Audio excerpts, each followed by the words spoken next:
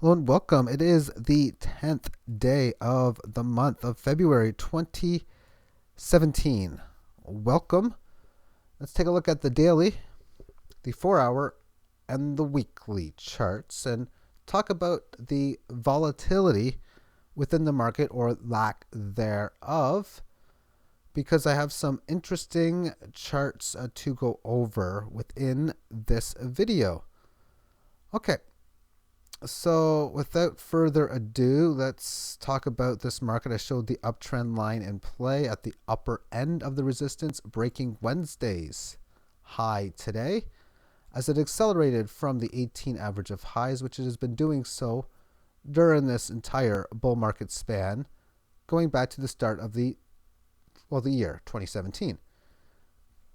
As far as its target, it could go higher, who knows, but I think it's still favored to at least test within this area before much of a retracement as it's going into Monday's session.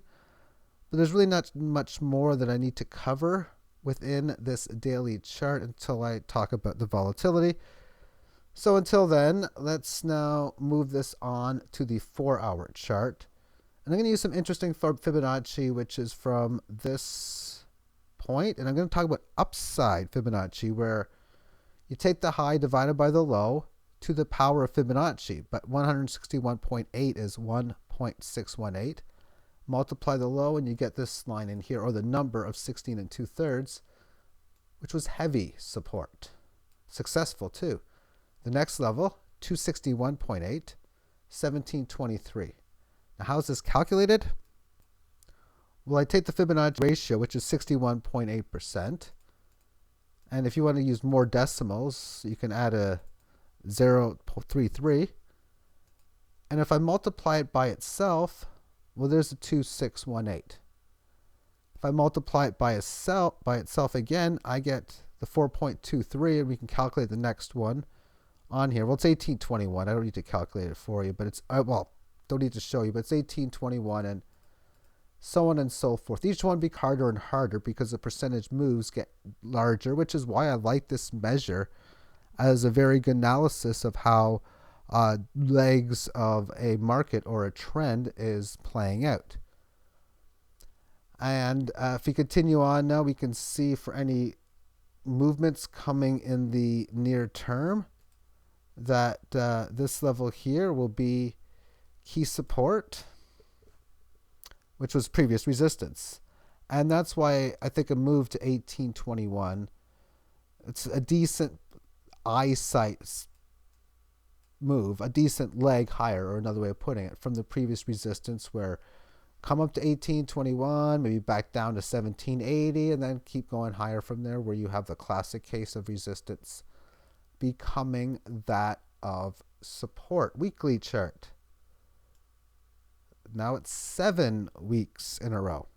It's been a lot of nines, which tells me that it would be no surprise for it to continue to have yet another up weekend again. But as far as the story of the message of the market, first thing to note is Fibonacci test right now, which is this level here. And regaining this level would show a lot of strength at this point, but there's still nothing wrong with a price correction from this point, because as it's attempting to make this bullish by going over this band becomes support. Now it's flattened and barely going higher.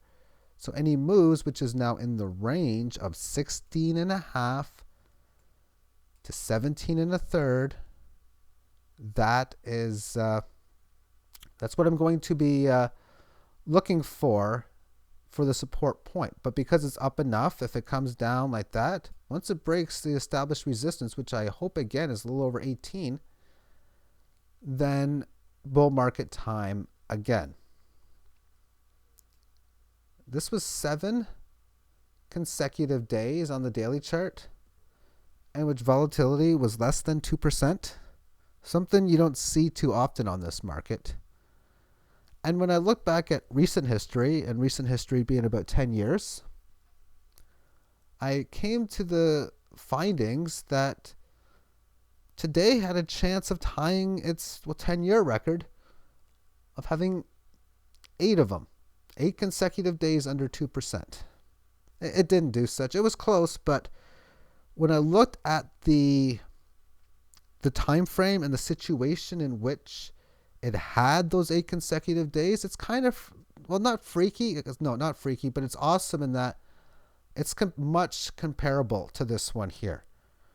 This one has been riding in a bull market, this 18 average, grinding its way higher within this range here and finding good support. And I'm going to show you what it looked like back then without any data as far as the price and the time. But this is 8 consecutive periods from this red candle in a row under 2%. Now, where do you think this headed from here? A, did it go sideways? B, did it go lower, much lower? Or C, higher, much higher? The answer is lower, much, much lower. In fact, this was 2014, just 3 years ago. And this is when it was falling from 18 to its bottom of 14. Now, here's why I consider this to be very, very interesting, to say the least, because I can show you the same riding the band on the opposite direction. This one's going down, and it went much lower because, well, that's what the trend was showing. But in here, there was 7 consecutive days under 2%, this red candle day, and then 8 more. So I guess what would be ideal, since this is that middle green candle, is for 8 more days going sideways. That would take us to February 22nd. And then on Thursday, the 23rd, for it to really explode to the upside, given it's at the same price area it was back then. Now, I went even further within volatility. And what I've done is I've calculated the overall volatility for an 8-day period coming into today's rally. And what I came up with is the following. This is going back to 2007, and this tells me what the volatility over the previous 8 sessions happens to be. So this is the low point. But what's key to note for me looking at this, or what's important to try to find any sense out of this, and I've gotten a lot out of this so far, is for these key highs, where it gets up to it, you can look at trends in here. But more importantly is, what was the situation before it got to a high, and what happened within the highs? And I've put all the information out. That's not the chart. This is the chart. So before this big move up here, the price went from 19 down to its $8 point. Then when this low volatility here ended, it started its big breakout from $17 up to this $50 point in here.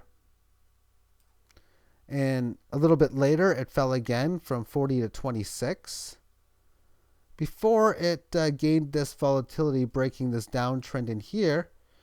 This is where it lost its 30 handle, going down to what became a $20 point. Then down in here, before it started to rally, or excuse me, this thing started to go higher right when it topped. And then this hit a bottom period of 14.15.